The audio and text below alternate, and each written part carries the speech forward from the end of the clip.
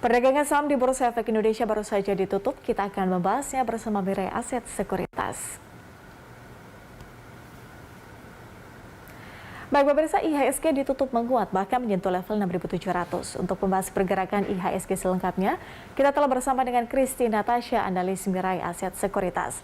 Baik Mbak Christine, kalau lihat pergerakan indeks harga saham gabungan, ini pede banget ya, ini berada di level 6.700 di tengah kecemasan Omikron. Apa sebetulnya faktor utama pemicu investor untuk masuk ke pasar? Ya, terima kasih Mbak Patricia.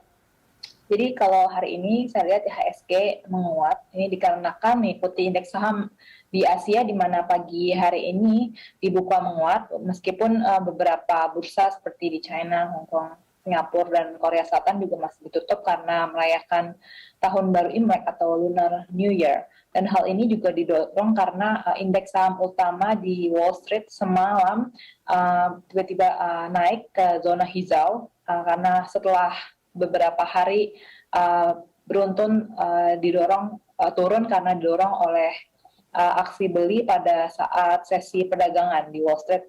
Dan selama pada bulan Januari 2022 tahun ini, IHSG ditutup melemah 0,51%, di mana kita lihat adanya technical rebound terjadi setelah libur nasional juga di Indonesia yang juga disertai dengan net foreign buy yang cukup besar pada bulan Januari sekitar 5,7 triliun rupiah. Dan kita lihat juga dari data Indonesia di mana PMI atau Market Indonesia PMI Manufacturing juga expand di bulan Januari 2022 menjadi 53,7 dari sebelumnya di bulan Desember 53,5. Baik, ini ada terjadi technical rebound mengikuti juga Wall Street yang dibuka naik. Tapi Mbak, kalau berbicara soal sejumlah sentimen, ini kan juga ada salah satu sentimen yang masih hangat ya pada saat ini, yaitu terkait dengan proyeksi puncak Omikron. Beberapa hari beruntun didorong turun karena didorong oleh aksi beli pada saat sesi perdagangan di Wall Street.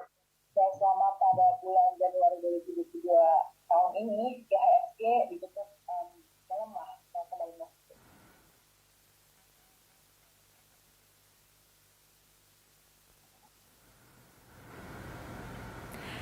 Baik, Mbak Christine, apa bisa mendengar suara saya? Oke, bisa sekarang. Oke, baik Mbak Christine, kalau saya ulangi mungkin pertanyaan saya.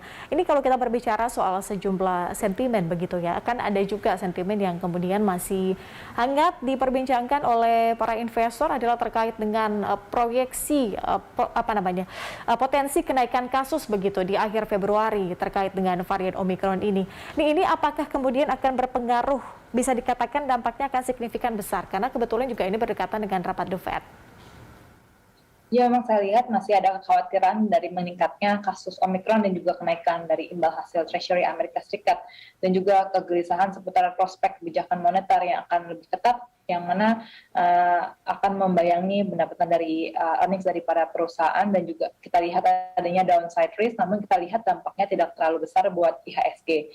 Dan kita lihat bahwa ketakutan pelaku pasar atas kemungkinan pemerintah yang cukup overreacting terhadap potensi lonjakan kasus Omikron, penyempitan waktu asesmen PPKM yang saat ini dilakukan seminggu sekali. Kita lihat belajar dari kasus sebelumnya, PPKM yang lebih ketat akan dilakukan jika terdapat potensi krisis di health system, dalam hal ini adalah BOR, yang naik, di mana terbalik dengan karakteristik varian Omikron saat ini yang kita lihat tidak lebih berbahaya dan menyebabkan perlunya rawat inap dibandingkan varian yang bahkan sebelumnya bahaya untuk orang yang belum divaksinasi.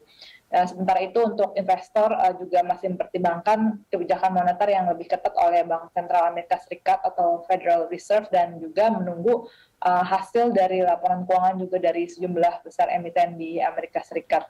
Dan kita lihat walaupun ada kenaikan Treasury yield di Amerika Serikat dan juga kekhawatiran dari Omikron, dampaknya akan tidak terlalu signifikan. Oke, baik, Mbak. Tapi kalau misalnya berbicara soal ketidakpastian, ini kan karena adanya kenaikan kasus, kita nggak tahu nih kasusnya akan sampai berapa banyak begitu atau seberapa besar kenaikannya. Tapi artinya investor masih sebetulnya masih mencari tahu, wait and see bagaimana pergerakan kasusnya nanti. Tapi kalau berbicara soal sejumlah sentimen yang kemudian bisa mungkin menghambat pergerakan indeks untuk jauh lebih tinggi lagi, ini bagaimana Anda merekomendasikan kepada investor dengan berbagai sentimen besar yang kemudian berpotensi menghambat IHSG? Kalau saya lihat untuk investor disarankan untuk beli saham-saham yang dengan valuasi murah dengan corporate action yang cukup menjanjikan seperti perusahaan-perusahaan yang akan melakukan rights issue dengan menambah modal untuk ekspansi dengan potensi yang cukup besar. Jika rights issue dilakukan oleh perusahaan untuk mengembangkan bisnis, kita lihat terdapat kemungkinan bahwa para pemegang saham akan dapat meningkatkan ekuitas mereka atau modal mereka meskipun sempat terjadi ilusi saham karena red issue. Jadi kita lihat saham-saham dengan valuasi yang murah dan juga potensi yang cukup besar, apalagi dengan saat ini ekonomi yang sedang ekspansi. Kita lihat ekonomi juga recover, kita lihat saham-saham tersebut masih cukup menjanjikan. Tapi ada potensi tidak sih sebetulnya indeks kita akan menuju ke level paling tidak 7.600, Mbak? Kalau saya lihat masih ada potensi sampai dengan akhir tahun. Kalau kita lihat karena masih adanya kenaikan harga komoditas dan juga kita lihat ekspor kita yang masih bertumbuh dan juga stabilitas rupiah kita yang masih terjaga, serta juga pemulihan ekonomi kita ditambah dengan vaksin booster kita saat ini yang telah terrealisasi, dan kita juga masih optimis bahwa IHSG akan tembus 7.000 pada akhir tahun nanti.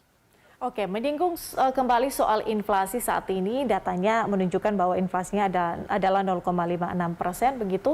Artinya ini masih on track juga, karena kalau dari sisi year on year-nya juga masih di bawah prediksi dari BI, di bawah 3% begitu. Apakah kemudian inflasi saat ini menggambarkan tren pemulihan ekonomi masih terjaga? Ya, kita lihat memang tahun ini tingkat inflasi ya tidak hanya di Indonesia tapi juga tingkat global juga meningkat, termasuk juga Indonesia, dan beberapa negara maju juga mengalami tingkat inflasi yang cukup tinggi, bahkan ada yang masuk ke tahap cukup terlalu tinggi dengan mayoritas didorong oleh kenaikan harga energi dan juga harga komoditas. Dan kita lihat bahwa kenaikan inflasi ini juga merupakan indikator bahwa ekonomi kita telah recover, dan kita lihat juga berbagai indikator perekonomian terus menunjukkan perbaikan stabilitas perekonomian dan juga sistem keuangan yang saat ini tetap terjaga dengan baik, dan hal ini juga telah menjadi fondasi yang cukup kuat untuk pemulihan yang lebih cepat gitu. Oke, baik Mbak Christine. Kemudian sedikit menyinggung soal kebijakan DMO sawit nih, karena kewajibannya harus 20% begitu untuk emiten-emiten yang bergerak di sektor ini. Apakah kemudian ini kebijakan DMO sawit ini signifikan sebetulnya mempengaruhi pendapatan emiten CPO atau seperti apa sih Mbak prospeknya?